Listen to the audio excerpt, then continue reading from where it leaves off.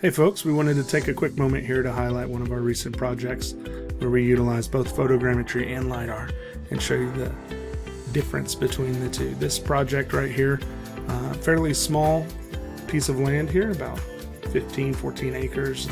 Here in Google Earth we can see that there is quite a bit of topology there, and so we wanted to throw down some ground control points first thing. We put these all across the property. We also put them up high, we put them down low. Get a good, nice geo-referenced map, which is produced here. This is just taking photogrammetry and stitching all of those photos together to create a nice Google Maps type effect here, where we could zoom in with extreme detail and see exactly what's going on with the map.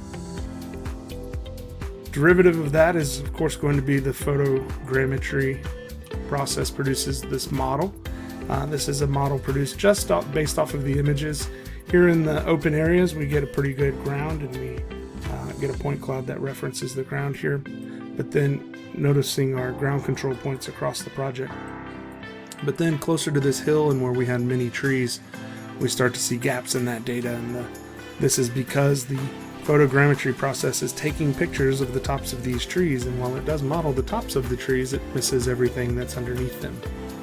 So we get many holes in our project. And then with leaf off conditions, even the branches are thin and wispy, and the model has a hard time modeling those. Now even down here where we had some canopy cover, we did have decent amount of ground coverage here.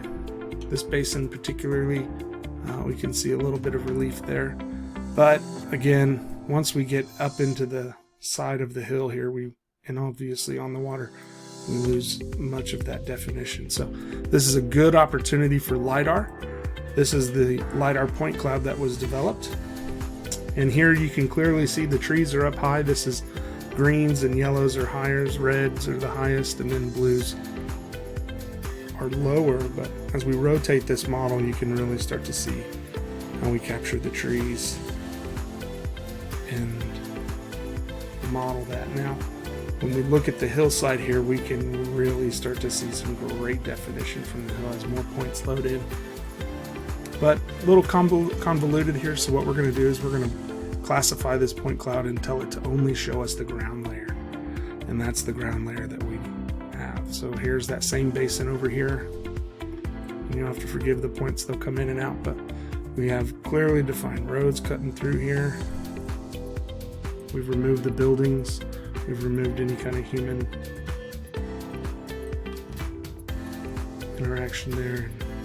This model just is phenomenal, and so based off of this bare earth model like this, we can quickly produce contours and engineering models that can then be used to design off of. So even in these complicated terrain pieces here, we can really start to see what's there. So this is just a brief